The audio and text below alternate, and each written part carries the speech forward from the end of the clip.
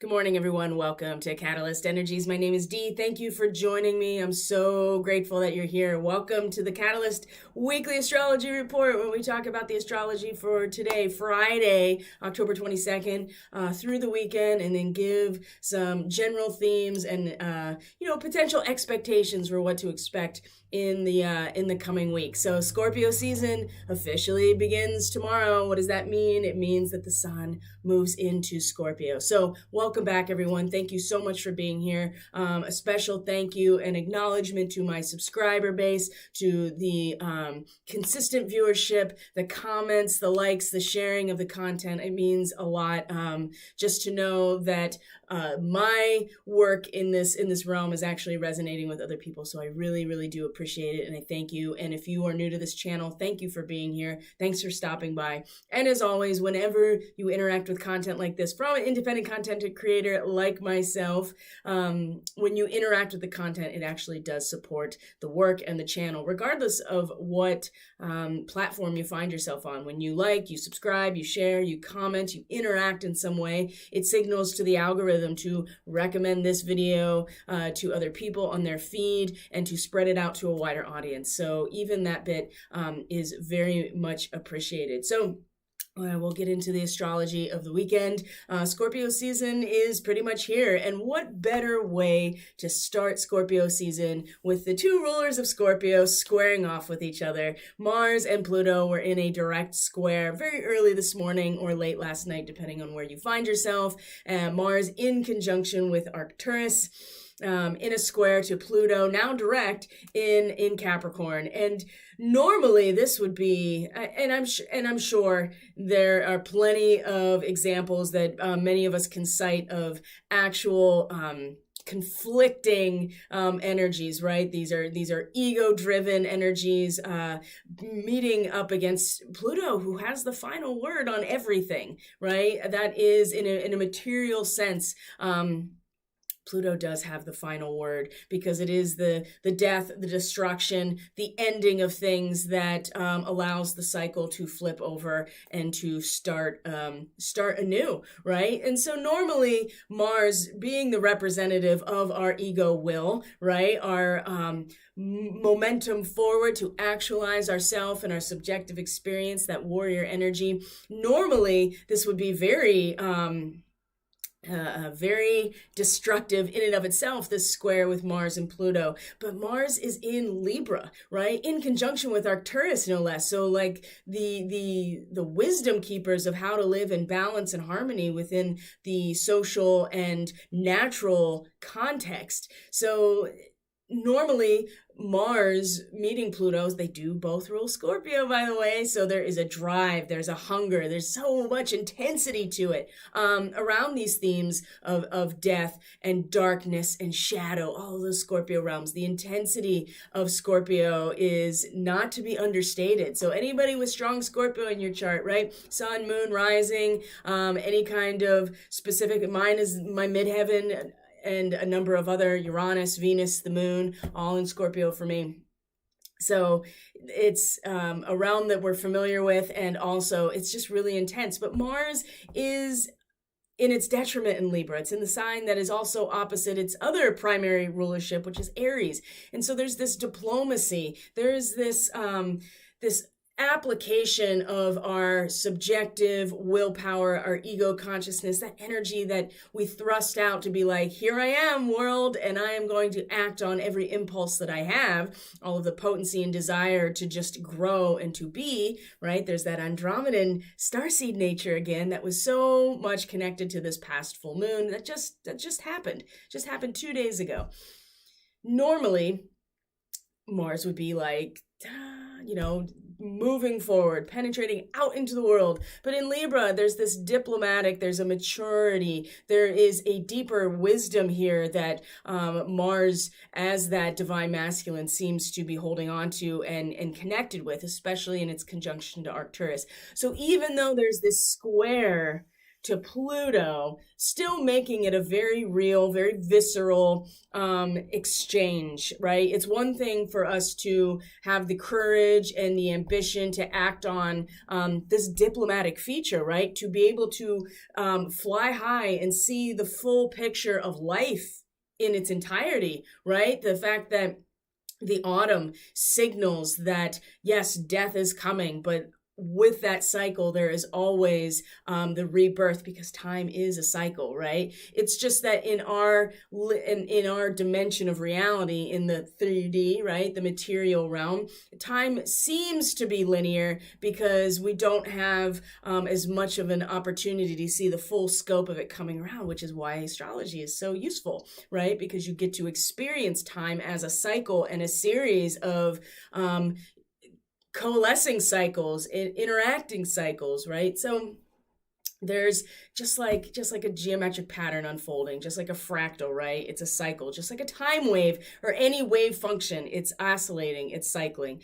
So normally, as I said many times, Mars would be really meeting Pluto in a squaring off of these really intense energies, but there's kind of like this sitting back almost and being like, I got this, right? It doesn't mean there's not intensity still. Of course there's intensity, but the intensity from Mars is being funneled into, I'm looking at the whole picture and understanding very strongly and very confidently what the big picture really means. So bring it on, Pluto, because I already know that the destruction leads to the rebirth. So I think in this situation, it certainly, I don't know if it necessarily takes the edge off, but it's like this little wink, right? It's just like, I got this. I know what's up. And of course, the sun is in the last degree of Libra right now, too. So that's really all of this very fiery energy with Mars and the sun traveling fairly close together. We find our expression of self, our true expression of self, our creative expression, where our passion flows as well. The sun being that external representation of who we feel that we are is in this last degree of Libra, and tomorrow we'll move into, very early tomorrow, we'll move into Scorpio. And so there's a holistic approach here to all of the knowledge that we have accumulated and apply to all relationships, all social situations, any type of interpersonal interaction that Libra in the 7th house represents. We're really finding some real philosophy, true understanding in this moment, even in the face of the very real, very visceral death experience that Pluto, at a social level, a cultural level in Capricorn, which represents. So really interesting way to start off today. So we'll get into all the charts and we'll talk all about that. I do want to share with you something that came to my awareness. The only bummer about being back in my office, I love it so much, is that it is right. It's surrounded by windows, which is great, but it's also on the side of the house where the street and the road is. And so there's always that residual noise. So one thing I wanted to point out, this is just a teaching point here, just to a reference in order to understand vibration in a much more literal way, and how we can connect things like the electromagnetic field, right? That the Schumann resonance represents, apply that to something very palpable, and so that we can kind of wrap our mind around the wave function of electromagnetic energy, of light, of sound. All of these things influence us and influence all life on different levels, right? Animals use the electromagnetic field of the planet to migrate, to know where to go for spawning. Plants utilize the electromagnetic field for their process as well. We respond to light waves specifically due to the pineal gland, but we're also respond to sound waves, electromagnetic waves. We respond to all of it. So understanding and wrapping our minds around these concepts, I think, is really important. And this just came to me today, so I want to share it with you. Let me make sure I have the right chart up. So we're going to be looking at the Schumann just briefly, because even when I looked at it very early this morning, like 6 o'clock or so, it was pretty calm. And then since then, it's really started to move up in amplification. And I want to make a reference to this. So let's come out of here and let's go here. All right, so, oops.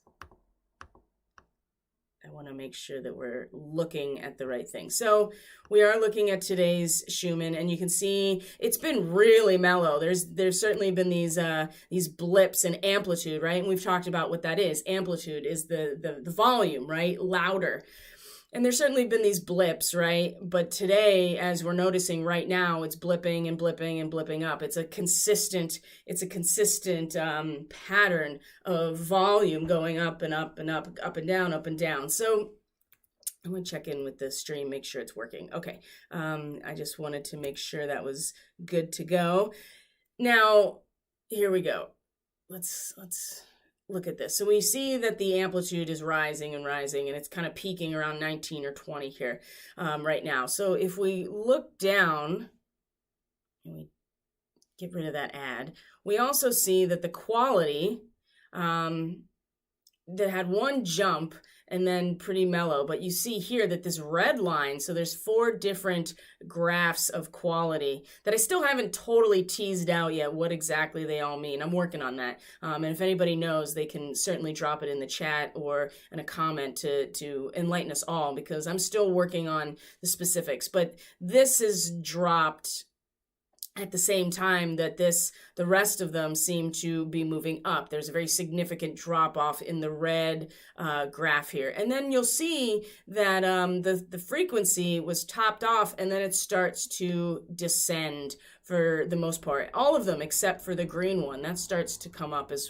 well, and this is the frequency. So if you think about amplitude is the volume, the quality is the tone. So if you've ever played an instrument, you sing, you've been trained as a musician, this will make sense to you, especially if you've played, like if you sing or you've played a wind instrument, but any instrument really that works with volume and pitch and tone, this will make sense. And I want to explain it this way so you can kind of get an idea, and then we'll get into the astrology, because that's what Fridays are all about, is the astrology. Now you see that the frequency is starting to drop. Now I've noticed a pattern here that when the amplitude spikes, like yesterday on the 21st, you see this one significant spike across the board of amplitude, and even the quality, you see that the red drops in quality, but the rest of them, the green, the yellow, and the white, seem to also increase. And you see a very distinct drop in the frequency itself, other than the green. The green starts to raise again. So if this is the pitch, the frequency, right? What's the frequency? The number of waves per cycle, right? So how many waves per second is your frequency? So more waves per second is a higher frequency, which is more energy as well. You're getting more photons per space. I've noticed here that every time the amplitude and even the quality goes up, the pitch drops, the frequency goes down, which means it's slower oscillation. And I was trying to figure out what that actually meant. Why was that? And it occurred to me today, and this is why I want to share it, is that, can you guys see it still? Yeah. It occurred to me today that because I was trained as a musician, I was trained on a wind instrument and voice as well, and all other, piano, all the things you have to do when you go into music school. But my primary instrument was a wind instrument, was a woodwind instrument. So with a reed and an embouchure. One thing that this is going to make sense in terms of the way that you work with your own energy field as well, because your own field has its own frequency and its own wave function, right? And it changes and it increases or decreases depending on lots of different things. And this is where having mastery over this is essential. It's essential to humanity's survival at this point, is to be able to not so much raise your vibration, although that's important, but it's to be able to control it, much like you would control it when you're playing an instrument. Okay, this is a really easy way to think about this, especially if you've played an instrument or a musician. When you're playing an instrument, for instance, say you're playing a wind instrument, and your embouchure is the structure of your mouth and the muscles in there in order to control the tone. Okay? And so when you're playing and you drop pitch, right? So you drop to a lower pitch, which means that the oscillation is slower, which means it's a lower note, right? So you drop pitch and it's lower. It's a slower or wider wavelength. It's a slower frequency. Now, when you drop pitch, when you're playing, if you want to keep, it takes an incredible amount of control to keep the tone just as good, which would be the quality, right? Here's our quality, the quality of the tone, right? You don't want it to be wavering, or you don't want it to be, kind of like squeaky or anything else. You want that tone to be pure, right? Pure tone. And so it takes an incredible amount of mastery over your embouchure, for instance, and this goes for any instrument, but I'm thinking about it from this way. When you drop the pitch, you play a lower pitched note, and you want to keep your tone at the highest quality or at a consistent quality. Oftentimes, unless you are very masterful and your embouchure is really, really strong, you have to increase your amplitude. You have to increase the volume. That means you have to be putting more air pressure behind what you're doing in order to keep that quality at the same level, but having the pitch or the frequency drop. And that's what is happening, I feel like, with the electromagnetic field of the planet. When the frequency drops, meaning that the wavelengths get bigger and the frequency gets slower, the pitch is lower, and it's not that much lower, but it's low enough in order to keep the quality or to increase the quality. The amplitude has to increase. You have to put more volume or more amplitude behind what you're doing in order to keep that quality. So this is the connection that I've been making. And see, if you see the amplitude is going up and then up and then up and then up, and the quality went up once and then it kind of stayed pretty consistent, even though it keeps getting a little bit louder. And this red line, I'm still figuring out what this connection is. You see that the pitch is dropping and dropping and dropping and dropping. And again, the lower the pitch or the frequency is, the higher the amplitude is to balance it out, to keep the quality at the same level. Now we'll figure out what this red line is, because it's pretty consistent that every time there's a spike in amplitude, the red line goes down in quality.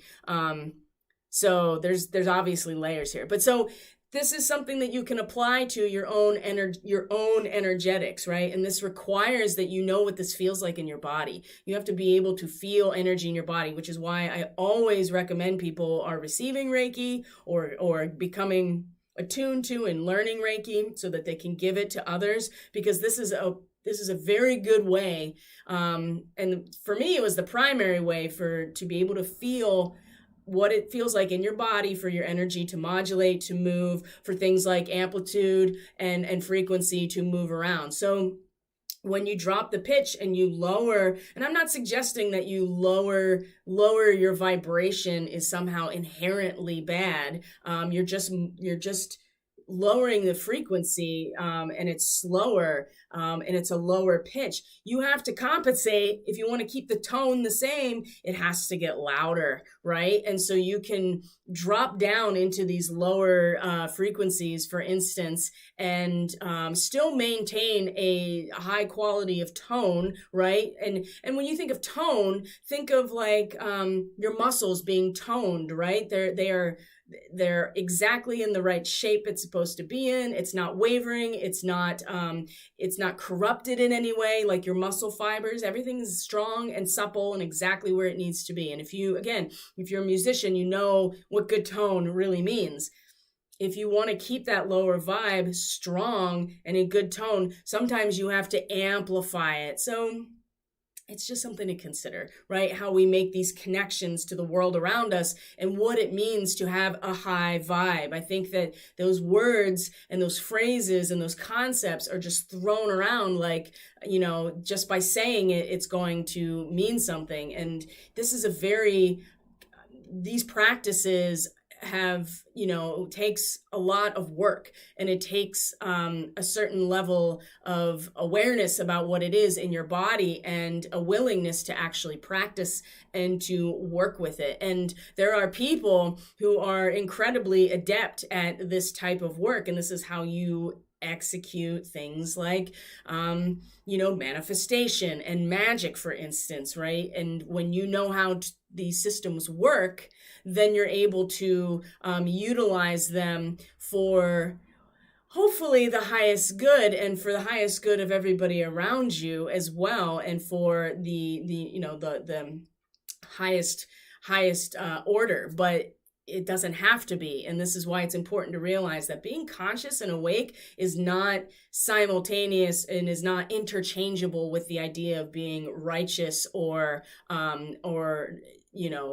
interested in actually manifesting a divinity on this planet, whatever that means to you. So again, you have to understand what this means. And this is also how you can tell when there are intrusions, attachments, psychic attacks, all of these things. So anyway, this is just my little energetic lesson for today, and to relate it to something very, very applicable to something. We all understand music. We all understand music. And so making that reference to vibration is something that we can all easily understand. But just because if you want that vibe just to lower just a little bit, right? You want to drop from your throat chakra into your heart chakra. That is a shift in frequency, a downshifting in frequency, right? You're going from, 700 plus hertz to 600 hertz to get from here to here.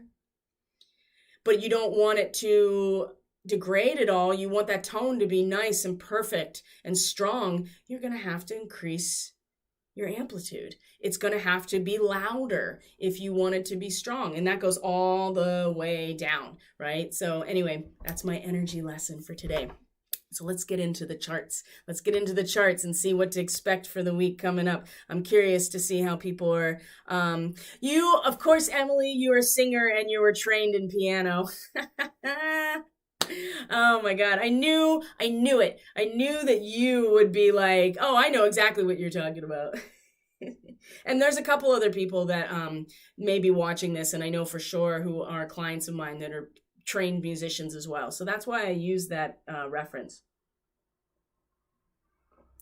And sound is the most accessible way that we can work with vibration. This is why sound healing is so important. This is why chanting and singing and toning, oh my gosh, toning is really powerful if you just practice it, and it doesn't require, and maybe I'll do a little bit of a demonstration at some point, what it entails, because it's so easy, but it's so powerful to do that. So let's move on to the charts and change gears here into much more of a cerebral experience. But yeah, that's my energy lesson for today. So we'll go into toning at some point. I think that'll be worth addressing. Oops, there's me again. Hi guys. I want to get into the chart. Nope.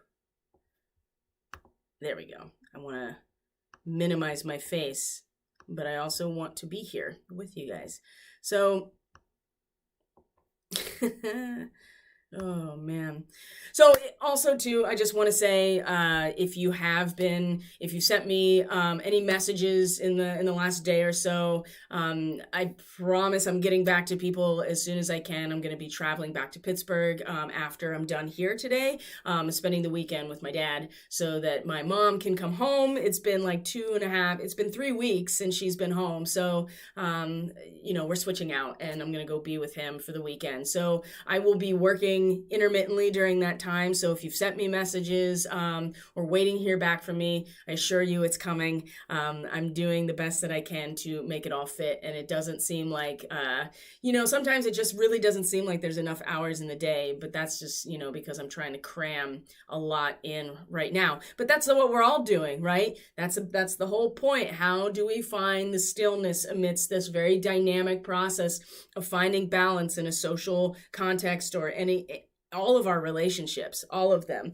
And the sun today at the very last degree of Libra is very much assisting this, right? Because again, it gives us this holistic approach. And even with Mars in conjunction with Arcturus, right, we can really tap into some very archaic and very fundamental wisdom about how to design yourself, your life, your social life, your relationships, to everything in a way that is in accordance and balance with the universe and natural law, natural law singular, right? Everything acts in accordance with natural law, without having to be, told, right? It doesn't have to be told. It is just programmed in there. So let's see, let's get into it. So our moon is in Taurus, and I do feel like that since from yesterday into today with the moon in Taurus, right? The moon's exalted in Taurus. It's a familiar, powerful territory.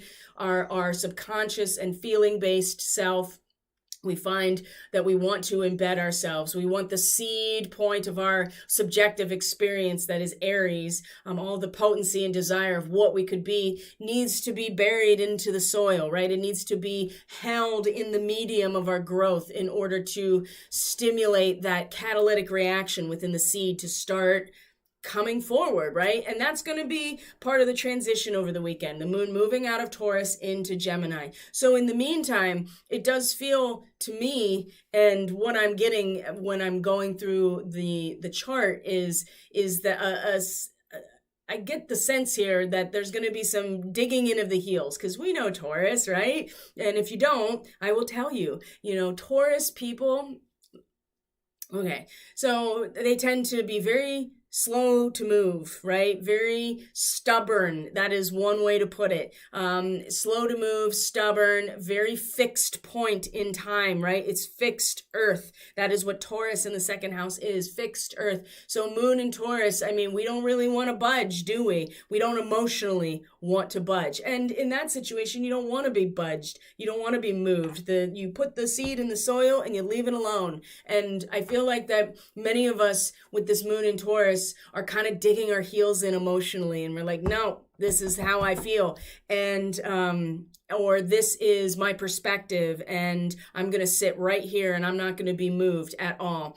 And there's nothing necessarily wrong with that, right? The moon, again, is exalted in Taurus. Our feelings are held. Our sense of emotional security and our intuition, right? It's held. It has something to hold so that we can feel comfortable, we can feel safe, we can feel secure, right? But it tends to get a little bit lazy in this position as well, emotionally lazy, and stubborn, like I don't want to be moved, until we come into the Gemini, and the moon will cross over the North Node, as you see here, of Rahu, and then the moon will come into Gemini, and all of the options, all of the potential, all of the knowledge that comes to us through our intuitive channel, all of the things that we feel that really have, it's everything and anything in Gemini, right? It's that first, the seed sprouts and finally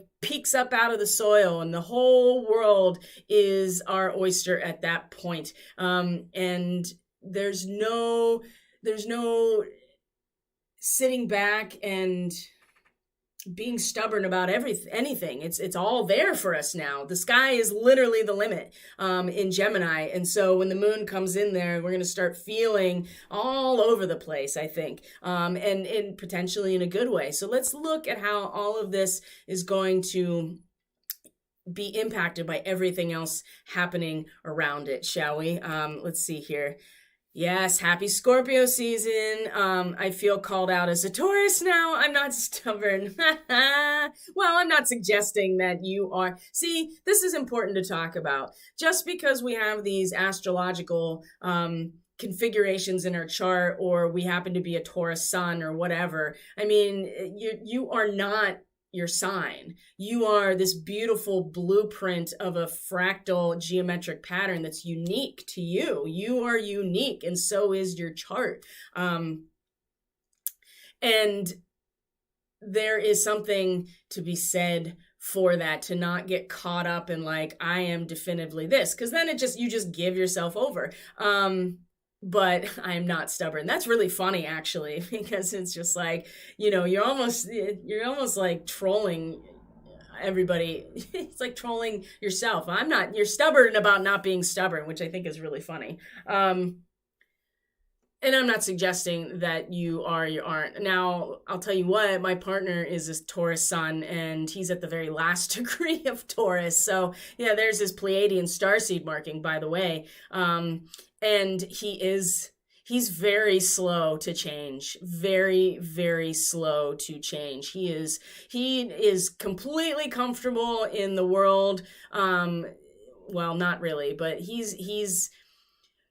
but when you push a Taurus past their patience, that's the thing. It's patience. It's patience. It's comfortability. It's like I just totally embedded in the world around you and like fine with that. But when you anger a Taurus, boy, you better watch out, because that is like the bull's eyes turn. The bull sees red, and then there's no stopping it once the momentum's going either. Yeah, that's funny. That's funny that you, Emily, you are. Oh boy. Yeah, digging your heels in. See, this is what I'm talking about. There is definitely this heel digging in right now, just in general. So let's take a look at this. Let's look at this weekend here.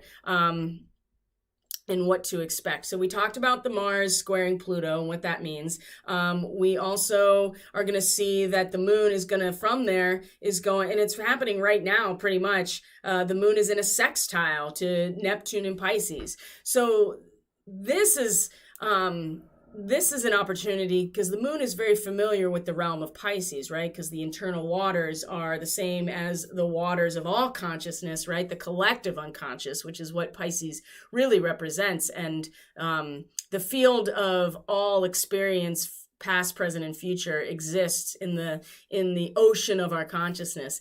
So there's a familiarity with the Pisces realm for the moon in general. And so we may be embedded here in reality, right? Taurus, in the realm that we live in the physical material realm, we might be embedded in it. But this particular degree, as we come into the last decan, or the last 10 degrees of Taurus, we're starting to really discern what it is that is personally valuable to us in the world around us. Like being able to, because you're now starting to get to the point where you're making the transition from Taurus into Gemini, right? Taurus is just the objective world that we're part of. Gemini is when we start to realize that we're part of an objective world, and how that separation we become cognizant of it at Gemini, because we pop out of the soil that we didn't even realize we were into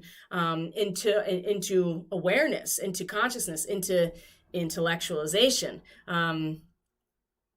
All really important things, but the tendency to get stuck here is very, very strong, and that is related to a lot of things that are happening right now. But at this point with Neptune, we see that we're starting to feel into what is important to me. What do I value? Like, what in the world around me is actually personally important and valuable to me? And can I point it out?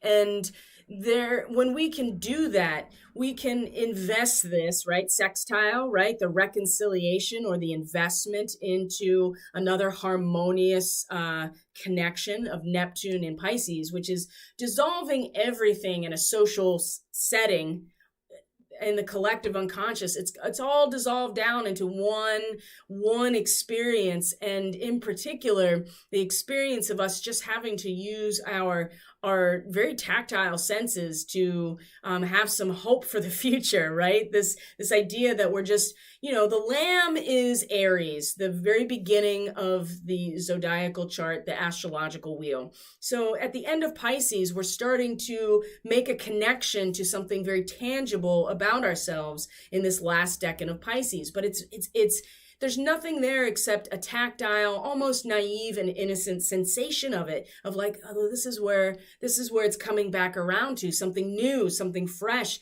But there's nothing there that you're really able to attach to in a cognizant way. It's very much like a child just like petting the lamb and being like, oh, that's soft and this feels really good, and I'm very happy in this moment, and I see, there's a relationship there. But it's very formless, other than our tactile, very naive, almost sensation of what's to come. So when we can identify within ourselves, like, what is valuable to us and discern it, right? And be like, oh, this, I can point to this and be like, that's important to me and what I value. And you may not even, it might not even be a mental awareness. And with the moon, it probably isn't. It's way more of an intuitive and feeling-based experience of, this is important to me. And we can apply this, we can invest this into where Neptune is in Pisces, in this really just formless, boundaryless, watery, dreamy kind of like, oh, I kind of feel like where we're going. And the fact that, again, the death precedes the rebirth, right? Pisces into Aries is the ultimate ending and beginning. So we're just starting to kind of like revisit this within ourselves of what this feels like. But this moon in Taurus right here is a great opportunity to be like, this is what I value. I can feel what's important to me, and I can reconcile a lot of my unknowing with my mind or anything else around me that shows me what's important. I know that I'm feeling it, and it's coming through in these things that I value personally.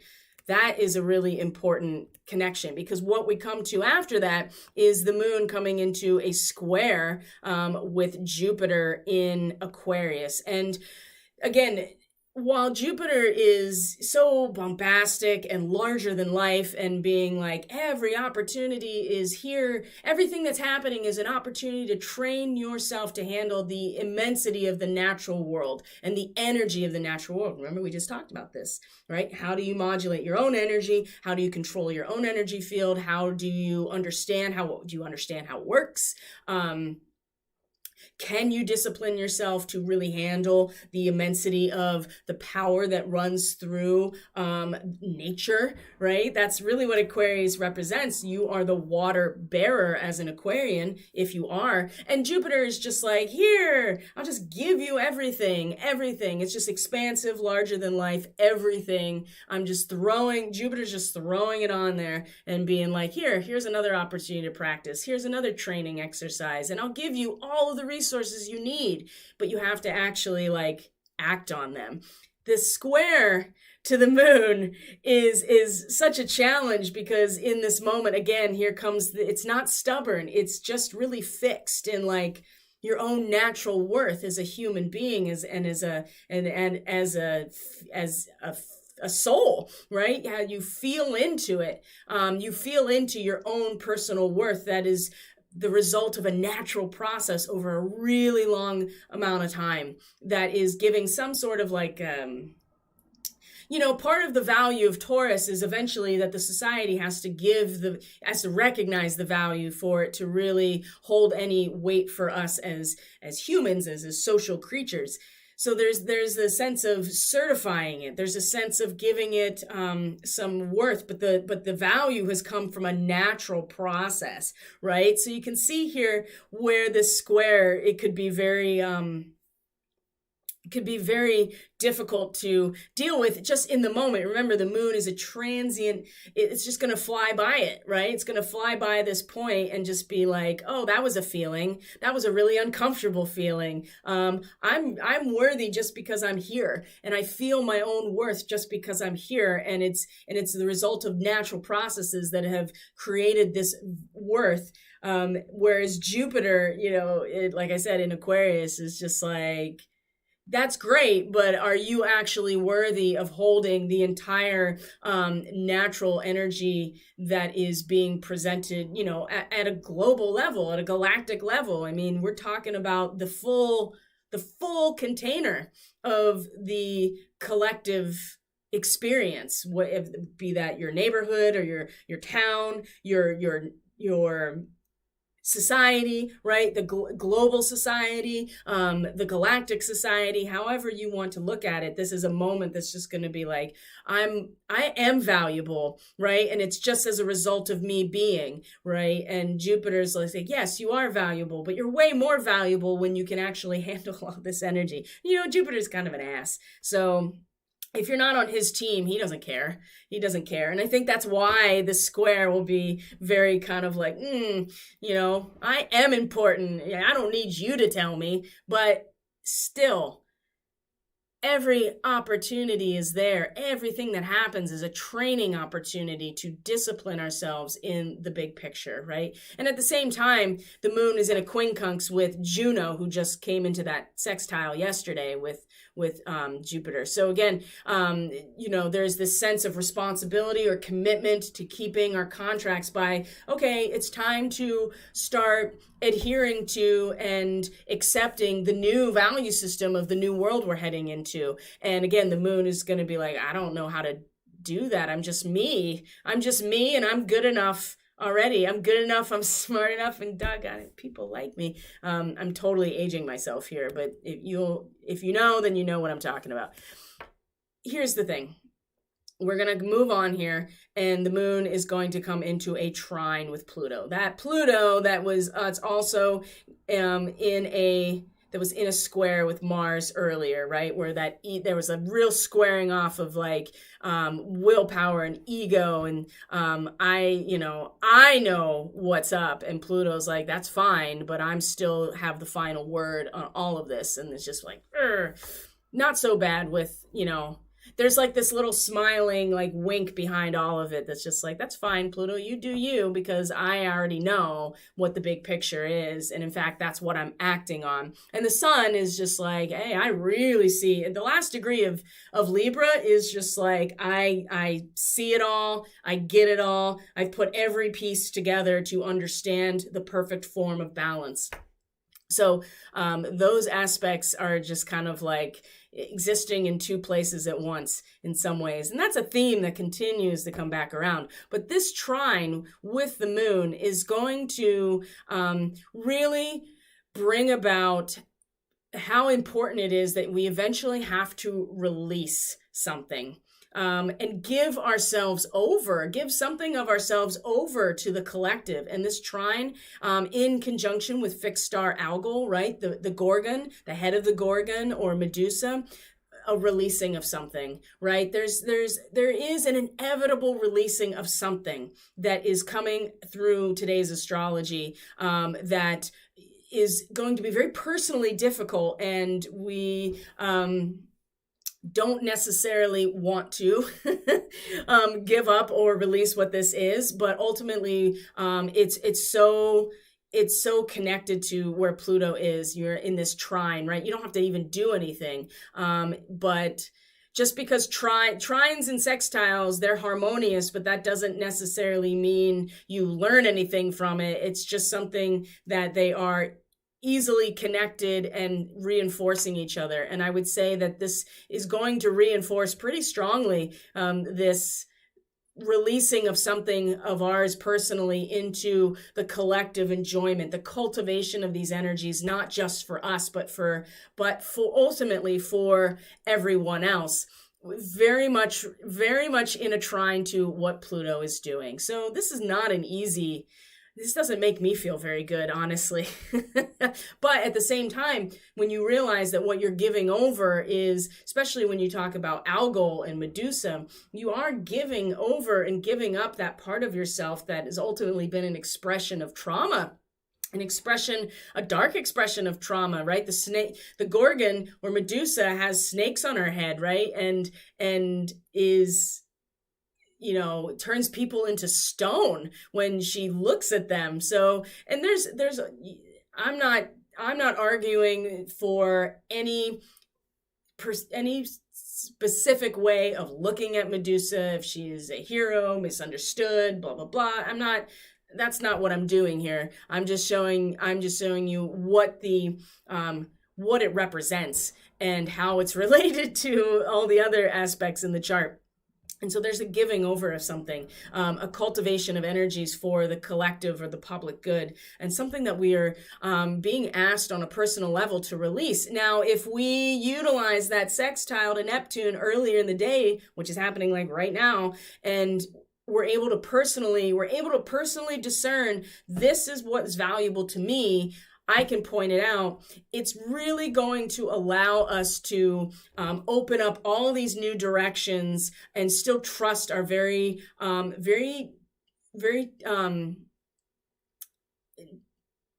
tactile and feeling based sense that it's all going, that there's newness coming. There's a whole new cycle coming. So, but there's still going to be something released by the end of today that we're all going to be asked to like give over of something. And in some ways, Pluto's just going to take it and take it in accordance with the larger social degradation, right? The social order crumbling before our eyes, the thread of the rug that we're standing on just being pulled away till we realize it's gone.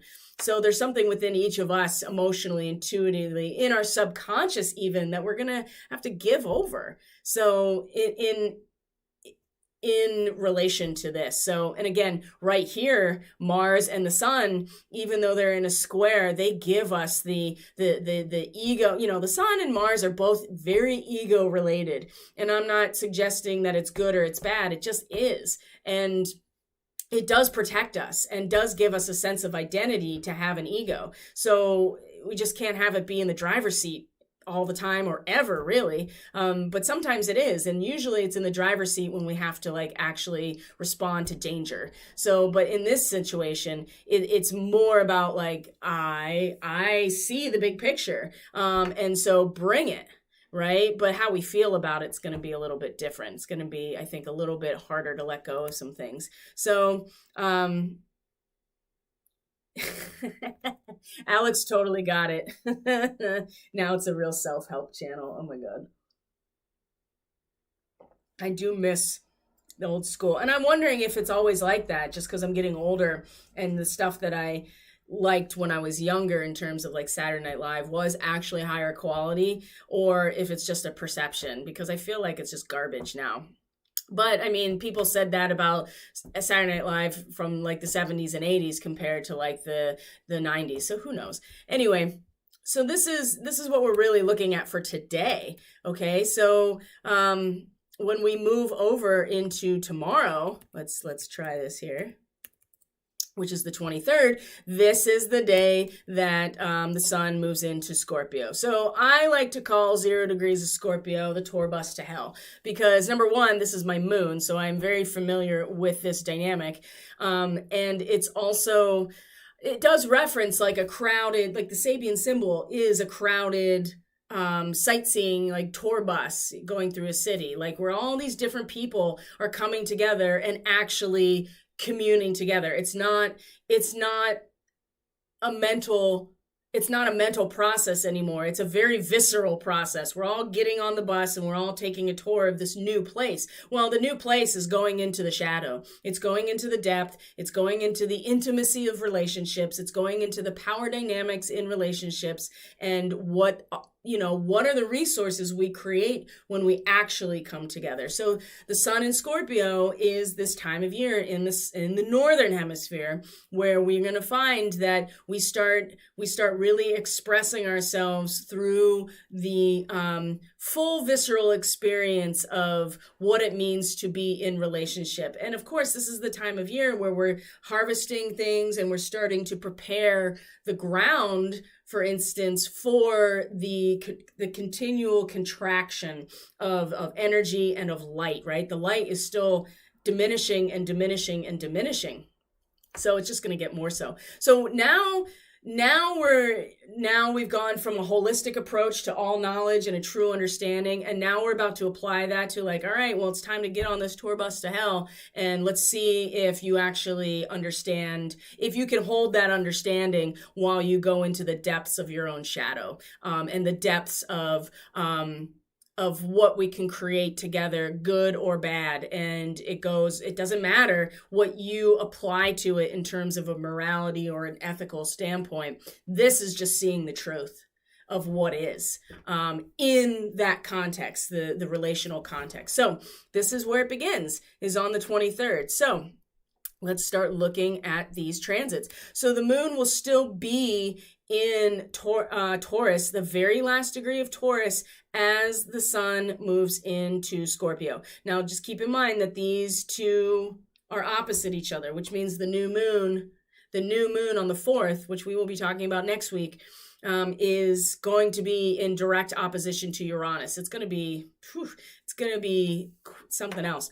But so Taurus and Scorpio are opposite each other because Taurus is about your sensitivity to the material world, just being in communion with your 5 senses and what is valuable to you in a material way, versus Scorpio, which is the value that's created when people come together, which is a lot darker.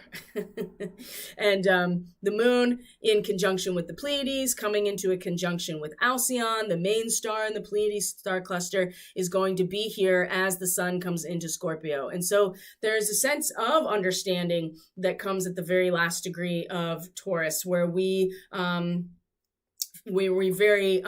it's a very palpable thing, right? That we have both shoes on. We understand both sides of the equation in a very material way, which prepares us to come into the Gemini realm. So this is going to be here as the sun moves into Scorpio. So again, something to pay attention to in terms of how you feel, what's going on in your subconscious, maybe in your intuition. That psychic channel is very much related to the moon and how we feel about things. And so we may find that we've learned quite a bit over this moon transit through Taurus and gather a very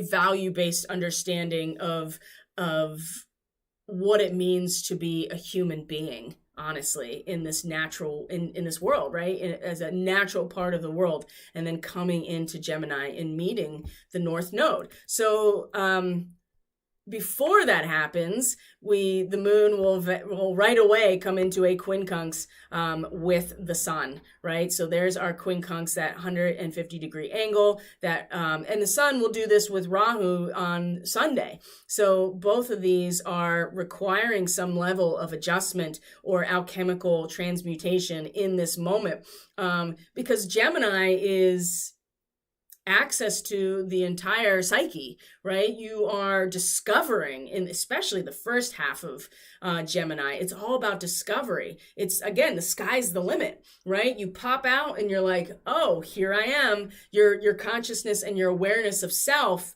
is where it starts to develop in the 3rd house and Gemini, because you become aware that you are in fact separate from everything else. So this is like, this is why in the 3rd house, this is about learning and language and your immediate environment, how you interface with your immediate environment. You're learning how to be a human in this world is what happens in Gemini. And so when these two come into this quincunx, we're feeling like, whoa, look at everything, but you still have your mind. It's like you're looking it down through a glass bottom boat. in your emotions and in your feeling and your subconscious, but there's still the glass bottom boat that's protecting you from submerging yourself. Whereas the sun is going to be like, no, we're fully submerging, and in fact we're going to sink all the way to the bottom of this lake or whatever and see, or the ocean, this abyss, where you're going to start sinking together into this abyss. And so you could see how these two things aren't necessarily going to fit together, because one has some sort of protection, right? And it's a good thing, honestly, at an emotional and intuitive level or a subconscious level, right? Where we're more vulnerable. It's important, and it's a good thing in some ways that we have this this screen or this pane of glass that keeps us from intuitively and emotionally submerged, because that's what happens with the moon in Scorpio, right? You just sink emotionally and intuitively down to the bottom. And moon in Scorpio people, you know what I'm talking about. It's a dark place. It's a dark place when you can't see the light at the top, and some people never get out, right? They never come out. So this will be this moment here of trying to make two things fit that aren't going to fit together. So that's going to be interesting. How do you express yourself in the realm of like, we're all going to sink together, right? I'm going to go into the truth and be shining forward into the truth, whereas how you feel on the inside is like, oh, hey, I want to interact with the full realm of possibilities, but I don't actually want to feel any of it. That's going to be interesting. How do we do that? I'm not entirely sure. This is why we have to adjust ourselves in this moment, right? And then from there, the moon will come into a conjunction with Rahu, her own north node. So at that point, this is where I think we get to learn how we do this.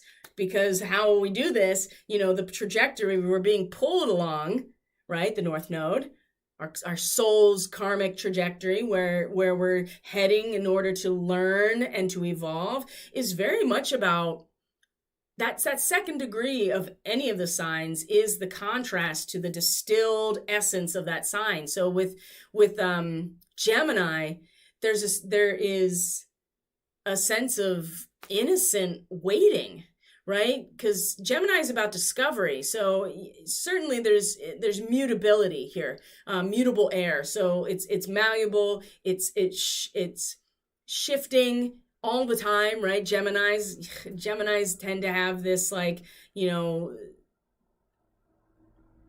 they have this bad reputation of being really like two-faced or multi-faced. And it's really just because you never can make a decision about anything in the realm of ideas or communication, which is, not a terrible thing, especially when we get into late Gemini with the Orion nature. But anyway, I digress. This conjunction, right, with the moon and her own north node is allowing us to see that like where we're really being pulled right now, which goes back very much to where Neptune is in some ways, is this, it's like an innocence, and it's a rewarded faith. Right? We're waiting anxiously and waiting with bated breath for our stockings to be filled, for instance. It's one way to look at it. But we have faith, right? We know it's going to happen. And so we're waiting for our cup to be filled in some ways. And so that I feel like is, again, it's going to provide some sort of like, this doesn't fit with where we're going because we're going on the tour bus to hell. So what are we waiting for exactly? What kind of blessings are we waiting for? Well, that's a really good question. And again, we're going to have to adjust ourselves in that moment or find a way to make these things fit together, transmute ourselves alchemically so that we are still able to find ourselves in this journey in Scorpio time, but at the same time be able to emotionally and intuitively feel into where we're going at that deep soul level, which is really being open to what we discover, right? I mean, that's really what it is. But it seems like because one is mutable one is mutable air, which is Gemini, and the other is fixed water. So you can see that one doesn't leave any room for mutability. It's it's just sinking right to the bottom. Whereas Gemini is like, oh, all the options everywhere. It's endless. Endless, the sky's the limit. So we have to figure out a way to make sense of this for ourselves. And oftentimes with quincunxes is that we are provided the opportunity through some sort of wild card, whatever, right? Something comes along that is on the surface like a fall from grace, fall from paradise. But really what it is was that perfect opportunity for divine intervention. So expect that as well, because we will need to adjust our expectations along Scorpio season, because it's going to be intense. I mean, it's always intense with Scorpio, but you have Mars right behind the sun that's going to come into Scorpio during this week, and so into next week. So it's really intense in itself. So then we have the moon come along and go into a trine to Saturn, who is now in the next degree of Aquarius in its direct motion. So the cosmic egg has cracked open. The child has been born out of the cosmic egg, this completely new global human, whatever that means, and now is moved back into a degree that has much more to do with the actual preformed mental archetypes of where we're going, of our collective society, of our awakened human collective, Aquarius, right?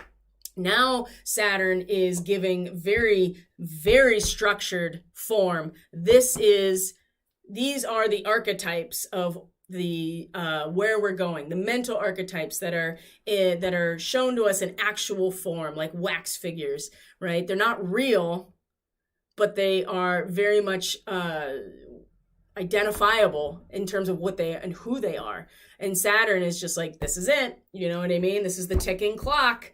You know, that's what Saturn represents, is the ticking clock of time. It is the sands of time going through the hourglass. And now we see that they're being presented to us in many different ways. So many different ways. And this is why this moon time today is so important, to really figure out what it is that you value for yourself, because we're being presented with these archetypes, with these figures, right, that are like, this is where we're going, and these are the preformed archetypes of the type of people or the type of society or how you'll fit in, and they are being given to us and very staunchly embedded, right? Because that is Saturn, right? It is the Lord of time. It is karma. It is responsibility, and it's authority. You know, Saturn has authority because Saturn is time. So again, time is marching on. It's ticking. The clock is ticking. The sands are dropping into the hourglass, and each moment is showing us, like, it's solidifying where we're going in the Aquarian age, right? I mean, that's really what this is about. So this moment of a trine with the moon in Gemini it's showing us what happens when the ambition of the human mind overrides organic wholeness. There is a very definite and measurable outcome to that, which is that people get aroused and they fight back. That's pretty much what it is, right? And so the human mind, for as amazing as it is, the ambition for just success or for getting better at something, right? Because that is very Gemini type of energy, is to get better at something, to get more knowledge about something, to be better at something, or lots of things. When we put that ambition over the organic wholeness of nature, which is Taurus, there is an expected result, which is people fight back. It's a strike. You know, the Sabian symbol is aroused strikers surround a factory. People go on strike. They push back. They say, no, I'm pushing back when the scales, right? When the Gemini aspect is out of balance, nature will find a way to balance it back out again. And that is a very interesting connection to where Saturn is, that has these very definitive, but very fake wax figures are wax figures. They are not actual people. They are renditions of people. And so they're not real. And so I think what is very interesting about this particular trine, right? It's an air trine. So, we can really have an impact in this moment on what those archetypes of where we're going are going to look like in the face of something very mutable. And with the moon, it's our feelings, right? It's our feelings. And so that's also very mutable and changeable because it's water. And so this trine, I think, is very useful over the weekend to make, to actually shape who's going to be the authority on who decides. Who's the authority on who decides where we're going? Obviously, time is a big part of it, but Saturn too represents the actual institutional authority. Who is in charge of that? And I think that this moon in Gemini is a really great opportunity for us individually and the drive within all of us collectively to be like, no, we're pushing back now, and we are going to decide what that mental archetype is of where we're going, not anyone else. Who does have the authority? And I think we each do. We each have the authority within us. And that is, again, the moon is representing how we feel about things. And our self-esteem, our own character is really defined by, especially the moon in the 4th house, which is where it's at home. And as you can see, that's where it'll be coming out of the weekend. So that is really powerful on Saturday. I'm curious to see how that plays out. From there, the moon comes into a sextile with Chiron in its retrograde in Aries. And so again, this is another opportunity to really reconcile some things. And when you talk about Chiron, you're talking about healing the wound, healing the wounded healer healing themselves by letting go of the identity of wounded healer, right? It's just like this constant, it seems like you're chasing your own tail, but really it's just, you have to let go of, you have to stop looking at your tail and look forward, and then all of a sudden you stop chasing it, right? But if you keep focusing on chasing your tail as if it's separate from you, then you'll never get out of that feedback loop. And it's a big part of Chiron is the feedback loop. So the sextile, in conjunction with Aldebaran, fixed star Aldebaran, which is in the Taurus constellation. Aldebaran is one of the royal fixed stars. It's connected to Archangel Michael, right? Success through integrity is what this represents. And so we can really reconcile some, especially when it comes to Chiron and the fact that we are now given the opportunity to really heal by seeing old traditional images in a completely new way. Right? New way, new symbolic meaning, a wider meaning perhaps. And this is not easy because with Chiron involved, it's really poking at these wounds of like, if I have to give up what this means, then I give up everything about my identity. And then who am I if I don't believe in these things? And I'm definitely struggling with a lot of this right now in my own way. So it's okay.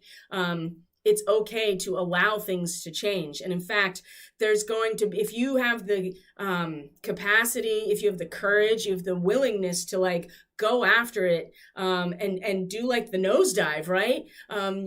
You are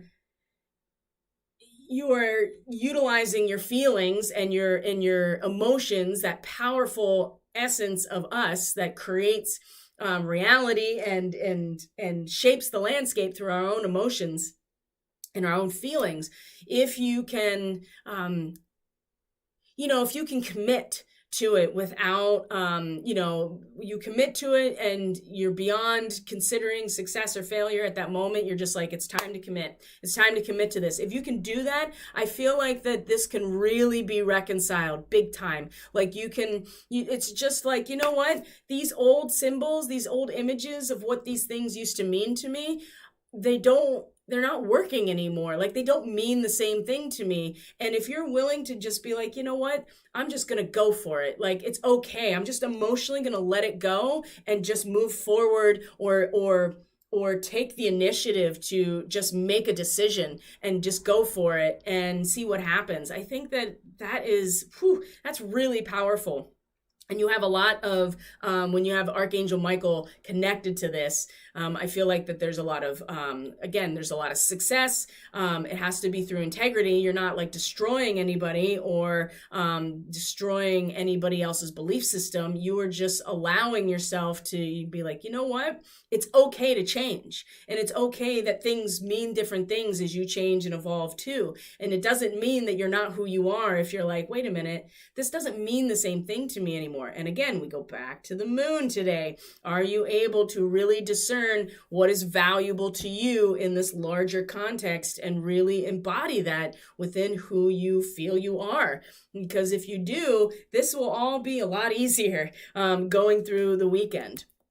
And then at the same time, it's in a square to Pallas Athena, who's over here in Pisces. Now she's in a position that is almost seemingly the opposite. So the strategy is this level of mastery that has us shooting up, right, above the clouds, like being able to master our the spiritual energy that is Pisces, right? Being able to pursue our journey, right? And transcend over the clouds. And it really represents the ability to harness those cities we talked about, right? Those psychic powers that are just an afterthought of your spiritual journey that people get stuck in. They get stuck in the lower 4D thinking that that's them being spiritual because they happen to have heightened intuition or are channeling or whatever it is, right? You levitating, doing any kind of energy work. That's not being, there's so much more to the journey, and we often get stuck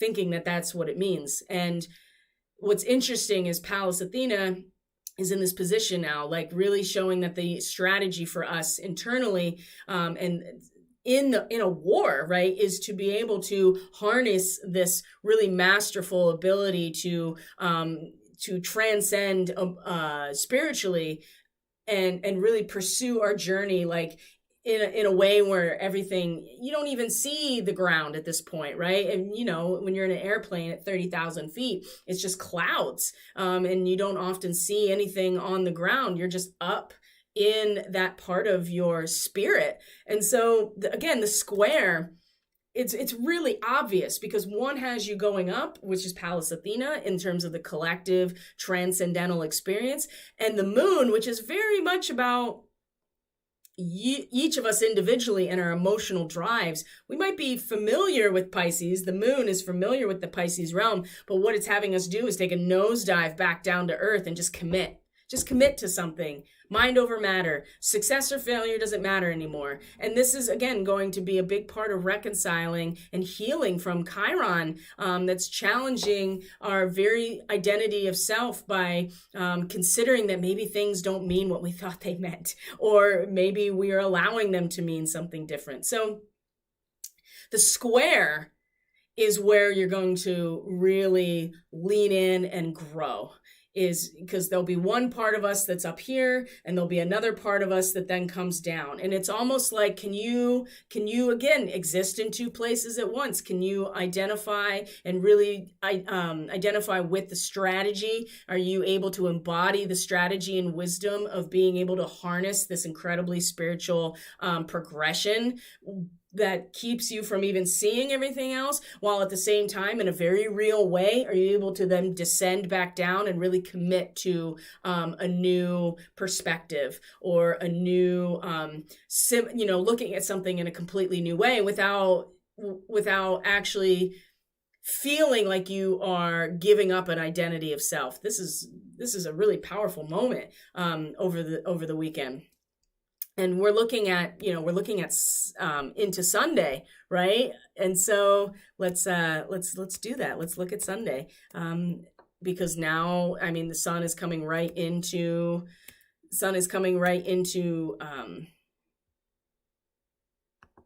Are you here? Yes, here we go. The sun is now coming into Scorpio, the 2nd degree. Again, it's had that quincunx to the moon's north node. We already talked about what that could mean. And this becomes a little even more difficult because this degree of Scorpio is really a very visceral feeling experience of like, you know, when you decide to go into relationship and commit to something, it can be any type of relationship.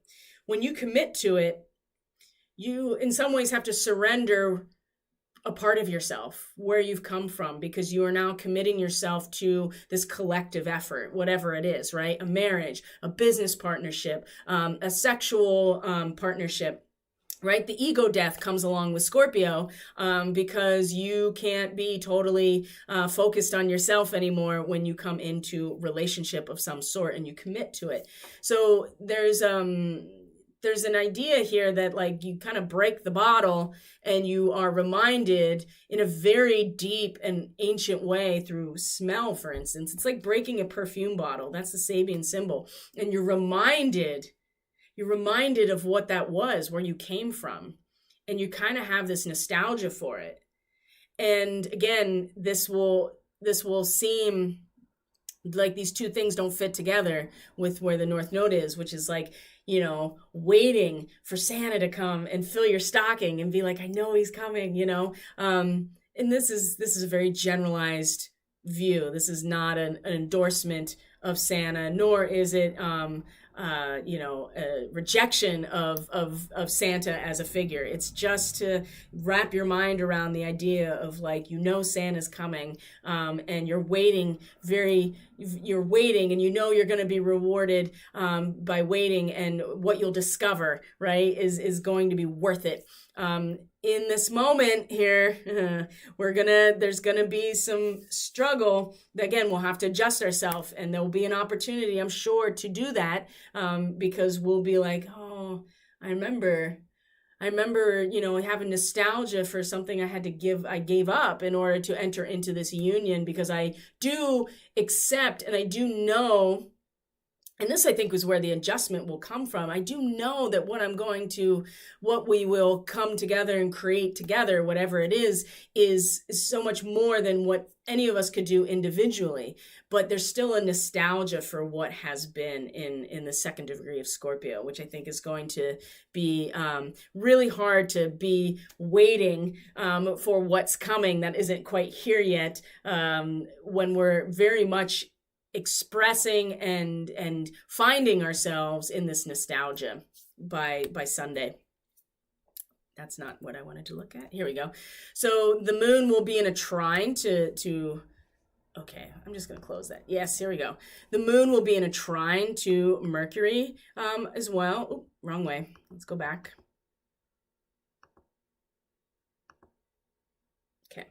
The moon will be in a trine to Mercury as well, this air trine. And again, this is like, can we hold in our minds, you know, this imagination of where we're going? There's a lot of this imagery with this reading this weekend and into the week, being able to imagine where we're going, being able to hold that steady within ourselves, being able to see things from a much larger perspective, but then at this very same time, being able to exist on the ground in our own minds, in our own experience, in our own reality, right? In our immediate environment. And this is really about if we each are able to really, perform to the best of our ability in an emotional way, in our feelings, in our intuition, if we're really able to really tap into our own individual virtuosity in this realm. With Mercury, right? Mercury in Libra, very, very familiar with Gemini. It's if we can keep our imagination, active and really be able to fantasize in some ways about and play like where we're going collectively, to be willing to use our imagination and to be very playful in a mental way of like, let's dream about what it's like to be in perfect fulfillment and form. This will come, but it's going to come the most easily when we are engaged with each of us being the best version of ourselves that we can be through our feelings, through our expression of our emotions, even in our subconscious, right? That's part of the moon as well. So that is going to support, I think, that everything that we've come through this moon transit so far, of identifying what's valuable to us, letting go the things that aren't working, or what's time to release to the collective order, letting Pluto just take kind of letting Pluto, you don't let Pluto do anything, but Pluto as the final word. And then you get to this point and it's like, all right, I can, really work on this, really master this, your energy, really your emotional and intuitive energy, will really stimulate the mind to be able to be imaginative, to play, and to be able to collectively play about what it could be like, how it could be so awesome. But it takes us being at actually performing at the best of our ability in terms of our mental processes, our knowledge, and our skill. I mean, Gemini definitely is about technique and skill as well. So when we, and the moon will come into a conjunction with Black Moon Lilith actually as well. So this is a moment here that is really important to consider, because this is where our discovery in Gemini transitions into expression, right? This is where we go from discovery to proselytization, where we are an activist, right? Black Moon Lilith is definitely the angry activist in a lot of ways. It's deep, right? It's so deep. We feel motivated to act on these urges and express ourselves with Black Moon Lilith as a very deep self-preservation, not just of ourselves, but for all of life.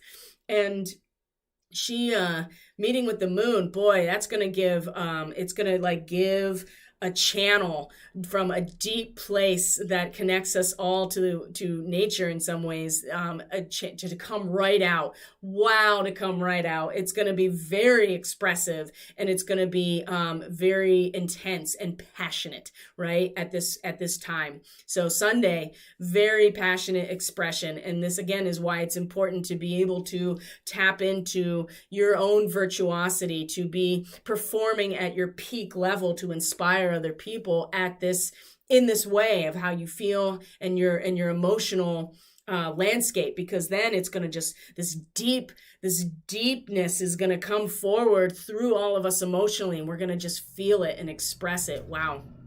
That is going to be intense.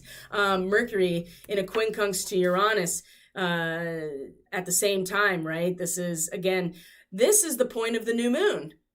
Right here, 14 degrees of Libra, 13 to 14 degrees Libra. So we're going to reconnect to the new moon again, and what that means. And are we going to be able to find that still point in our minds? Because with Lilith meeting the moon at this very passionate, expressive moment, it's going to be really important that we are able to find a rest point or a respite point in our mind, or a still point in our mind, even in the face of Uranus also disrupting everything in a very material way. I feel like Sunday is going to be very intense, very, very intense, and a lot of expression, a lot of very passionate expression, and a lot of really significant disruption in a very physical way, a material way, in literal nuts and bolts of reality, which will again have us needing to adjust ourselves in that moment to go back to that new moon. Remember what it was that we intended, which was to really find a balance and a synthesis in ourselves that allows for this still point. And so the mind is going to reconnect to that moment, and give us a chance to, again, practice our alchemical transmutation in the face of the collective being like, what is going on? Wow. I didn't realize how intense Sunday was going to be until I was here doing this. The moon comes into an opposition to Venus. Oh yeah, here we go. The moon comes into an opposition to Venus and is going to basically, you can see it's pretty faint. So if we move forward just like a couple hours, you'll see that we're going to be in a T-square with Neptune, right? So you have this opposition with the moon and Venus, and then each of these points is a square to Neptune and Pisces, calling it a T-square. So this opposition with Venus, this degree of Sagittarius is when we start really like, okay, I'm going to start taking action to create the social order that is committed to wholeness and getting away from people who are just making a mess, right? It's really what this is about in Sagittarius. It's like, we don't value collectively this nonsense. And so we are going to be, especially with Venus, right? Very sensitive to the fact that this is not working. And in fact, there's so much garbage everywhere, either physical or metaphysical, right? Energetically or physically, that we want to get away from it. And we are thinking about the future. And so Venus meeting this point is going to want to pull towards her the objects of her desire in order to get away. We're going to feel how important it is for us to get away from the people making a mess and whoever they are. Now, the opposition to the moon is that we are connecting into like the entire planetary mind at that point, right? We have this opportunity in this moment to really settle into the deeper aspects of the feminine, the subconscious, and the inner wisdom in our intuition to really connect to the entire collective, the entire mental collective, the one planetary mind, which is what happens when you start getting into that last decan of Gemini, right? You're starting to, it's starting to bring together to the two polarities, because you'll eventually with Cancer solidify them and start setting roots. And so I think that Venus has been very interesting. She's very bright in the night sky and very powerful right now. And in Sagittarius, all of her focus is on the religion, the philosophy, the big picture, the large, broad horizon, and not with the details, which is what Gemini is about, is the details. And so while Venus, we all want to feel good about the big picture, and we will operate just from the big picture, whereas the moon will be drawing us back to the details and picking up on all of the details, not just some of the details that reinforce our own perspective, but really being able to connect in to the full network of the details, while pulling on the more traditionally value-based Venus of our five senses, being like, I'm uncomfortable here and I want to get the fuck out of here, right? That's what it's going to feel. This is not working and I want to get away from this.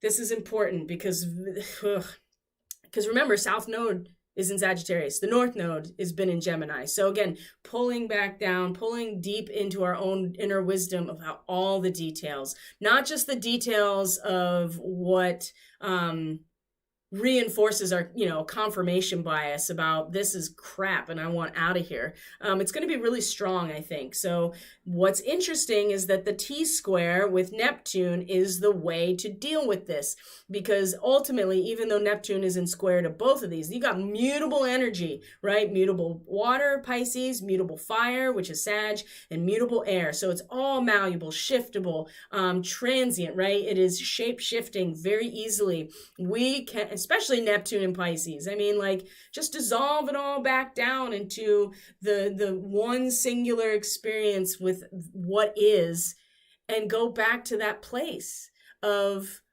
petting the lamb, right? And being kind of like that child that's just like, I'm starting to feel very innocently, naively, it's very tactile. There's nothing else. There's no mind. There's no higher mind. It's just experience.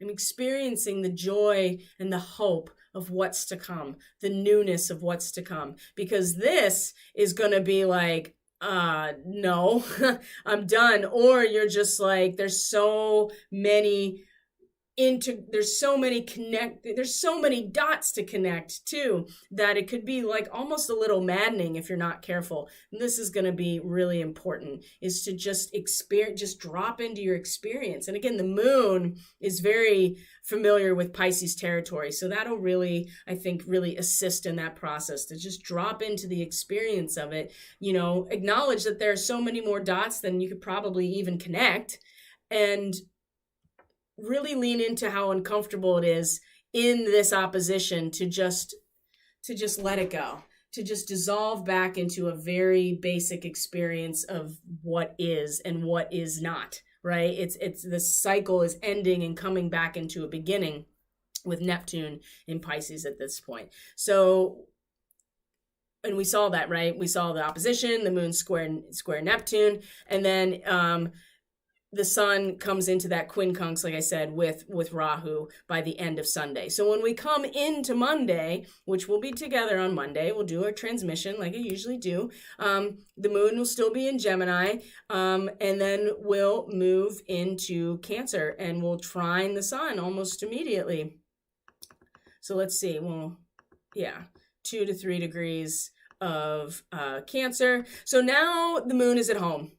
And the moon is powerful in Cancer. It is the territory of its rulership. And this is where we find ourselves very deeply rooted into who we are, where we belong, who we're loyal to, what we're loyal to, the traditions, the heritage, the family structure, the familial bonds that hold us. This is all the territory of the moon, where she's at home, right? Because we can truly be ourselves and feel a sense of emotional vulnerability and self-esteem at the same time when we are contained in a structure that protects us, right? Be it a womb, be it the Holy Grail, be it our family, be it our clan, our tribe, our patriotic identity, whatever it is. This is where we feel secure and at home.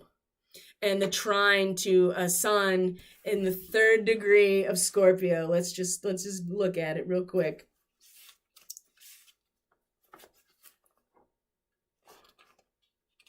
A house-raising party in a small village enlists the neighbors' cooperation, right? The feeling of community demonstrated in a basic joint effort. This is a great way to start. This is a great way to start Monday, I think.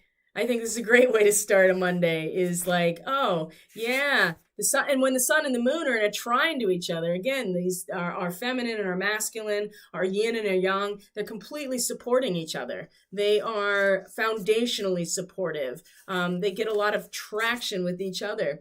And 3 degrees, let's go back a little. 3 degrees of Cancer. This is, we're going to feel the need to overcome a real trial of endurance, and it's going to come through our ability and our expression and our desire to want to cooperate with each other. This is really a good way to come into Monday. It's not going to come without some challenges, that's for sure. But by the time Monday hits, this trine is really, this water trine is very strong. Not only are both of them at the 3rd degree, 2 to 3 degrees, it's also a trine, which represents the 3. So that's very structurally supportive and strong. And it's going to have a lot to do with the emotional strength of our relationships and our communities and our families. It's really, really very beautiful, actually. So that's Monday. Let's just take another look here at what we're looking at. So then Tuesday, the 26th, this is when Venus comes into a direct square with Venus. So you go back to that T square that we just talked about. But this is much more about, there's going to be this tendency to kind of fake it till you make it with Venus, right? Like imitation, learning through imitation, like being able to imitate where, those who represent where we want to be, what is idealized for us, the understanding of the big picture is Sagittarius. And now we're coming into a point where we're going to start imitating those symbols, those abstractions. And it's through the imitation that kind of transfers it over it's like through the imitation or the expression of it in some way is how we transfer the abstraction to action, right? And so that's going to be the action. But again, it's going to square Neptune. That is like, there's no action other than just, just being in the moment. I keep wanting to pet the little lamb. So, petting a kitten is, something like that, something that's just represents fresh and new and rebirth in the beginning. And so, but we want to act on it. That's the thing, because Venus doesn't want to be uncomfortable, and she identifies what it is that's valuable to her. And so she pulls towards her what it is that she wants. And I feel like that we are going to keep trying to like make something happen. And this square again is going to just dissolve it all down, and just be like, that's, there's no amount of action that you're going to take in a mental sphere that's really going to take the place of like true trust and faith in what's coming. I'm not saying we shouldn't do anything, but the tension with that of wanting to personally and palpably make things happen based on what our comfort level is going to be really obvious to us, and you can see that already. And then we find on the 28th is our third quarter square of the sun and the moon, because now the moon is in Leo, and so fixed fire and fixed water, in a square to each other, right? So the square is really going to test our consciousness, right? The crisis in consciousness. That is what the third quarter square of the sun and moon represents. What we learned from the full moon, and now at this point, what are we going to be putting our consciousness, what are we going to be focusing on? Where is our consciousness really residing based in all of this? Let's look at it. It won't go forward. Here we go. The 5 to 6 degree mark of each. And so this is about the relativity of social values, right? You have a conservative and a progressive like facing off with each other, and the reality that all of those social values ultimately are relative to the experience of being a human being, right? Everybody's got their position that they're really staunchly in, and that's a big Leo thing, right? Like I am the center of my universe, right? The center of my solar system is as a Leo, and having that in square to the sun, which rules Leo, by the way. And that is just like, I want to merge. I want to merge so badly. I have the ambition to merge so badly and to gather the value of this merged experience that I will leave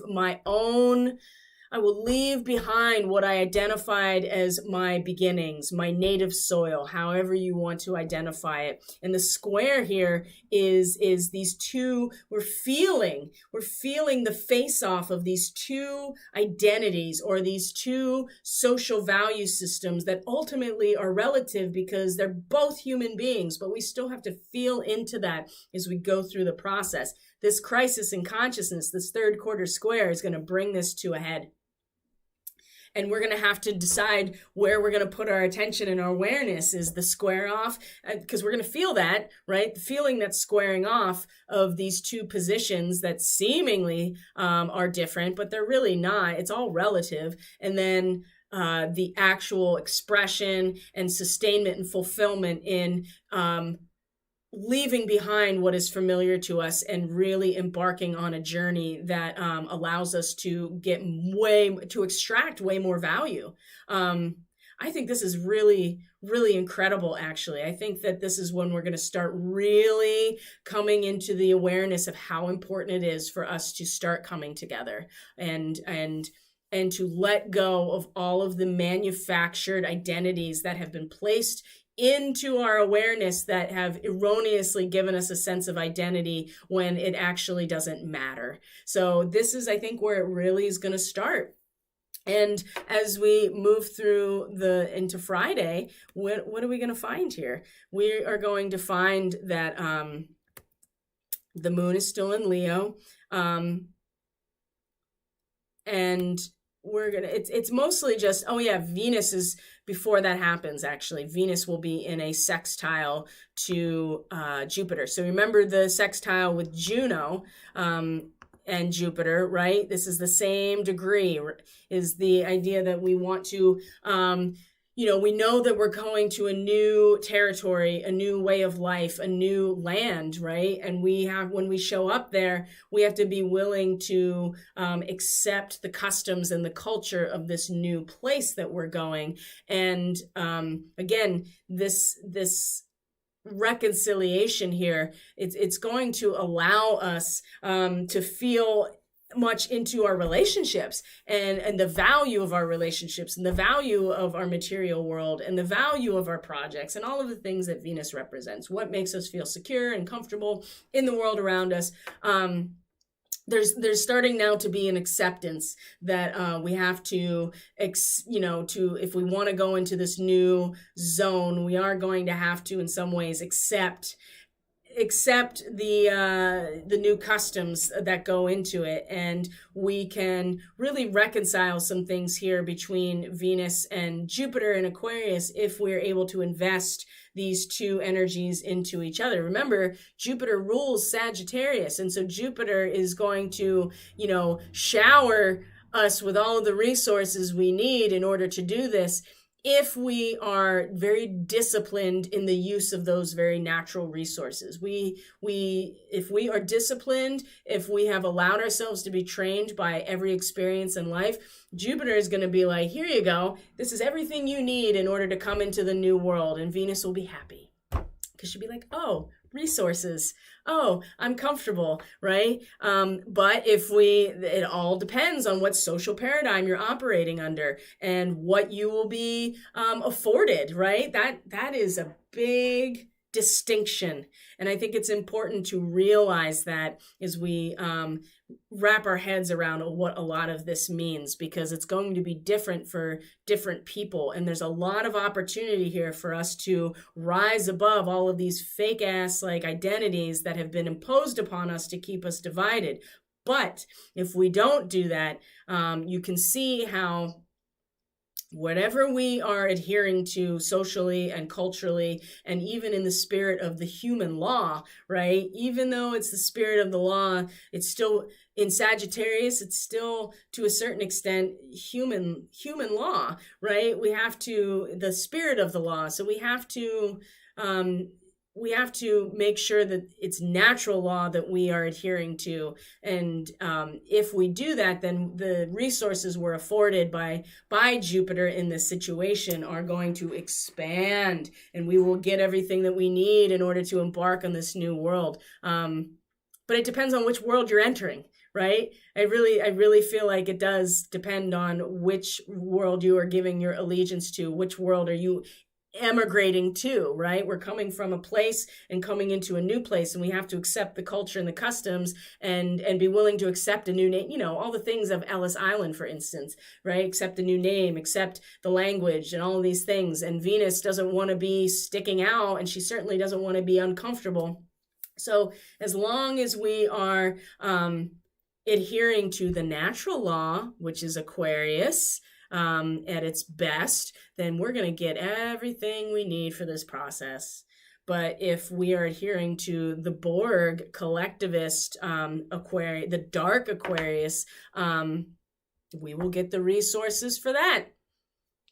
It's just it just really depends on where you find yourself. And that's really going to finish out the week. I mean, the 29th or Friday, the moon will be in Leo, and it's going to square Uranus. And what else? It's going to square Uranus. It's going to have this sextile to Mercury. So by the time we get to Friday, things will be in a different place, quite obviously. But this Venus and Jupiter sextile, I think, is really going to be the crown of the week before we get into Halloween territory. And that'll be a whole different ball of wax that we'll talk about. So how's everyone doing? I'm checking in with the chat here and making sure that everything is still streaming just fine. So I'm going to leave it there for the weekend. Thank you so much for being here. I truly appreciate each and every one of you. If you would like to get on my mailing list, you can go to my website, catalystenergies.net. It's in the description box below. When you go to the website, the homepage, there's a splash page that comes up. You just put in your email. You don't even have to put in your real name if you don't want to. I don't check any of that shit. And then I have, I send out a couple emails, like at most a month, with any of my offerings, like sales, if I'm doing anything new. And so if you're not into social media, but you want to make sure you know what's going on, you can get on that email list. And that is from my website. Or you can get on social media, which is Facebook and Telegram for the time being. That's linked in the description box below. I am still offering the How Does It End flash sale that is looking at your personal astrology up until the end of 2021. That's $99. And you can book that by emailing me. That's in the description box below, or sending me a message on Facebook or Telegram and saying that you're interested. And then we'll set that up. And that looks, like I said, look at your natal chart and your secondary progressions leading up to the end of 2021, especially with eclipse season. So that's important to really understand. And that's a good way too for me to be like, oh, you have starseed marking. So then we can, go from there if that's something that interests you, because that is really, really important for people to understand the starseed mission, because it's, my understanding is evolving all the time, just by virtue of doing this work and also being a starseed and what that means. And so it's important that we are able to talk about that, especially because so many people are coming forward as starseeds, and what does that actually mean?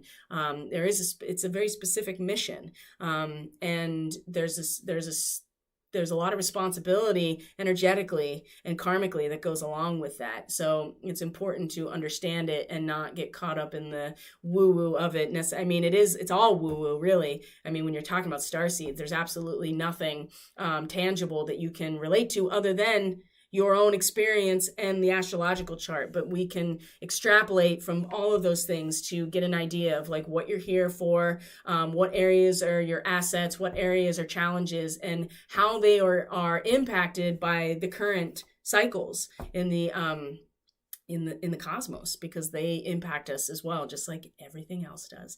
So I love you guys. Thank you for being here. I truly, truly appreciate each and every one of you. Thanks for subscribing, for liking, for sharing this content, for commenting. I really appreciate the interaction so much. And have a great weekend. Enjoy your weekend. Enjoy the time with the moon in Taurus into Gemini. Take care of yourselves as best you can. And we will be together on Monday for the beginning of the week and the transmission, the daily medicine transmission for then. So take care, guys. God bless. I'll see you on Monday.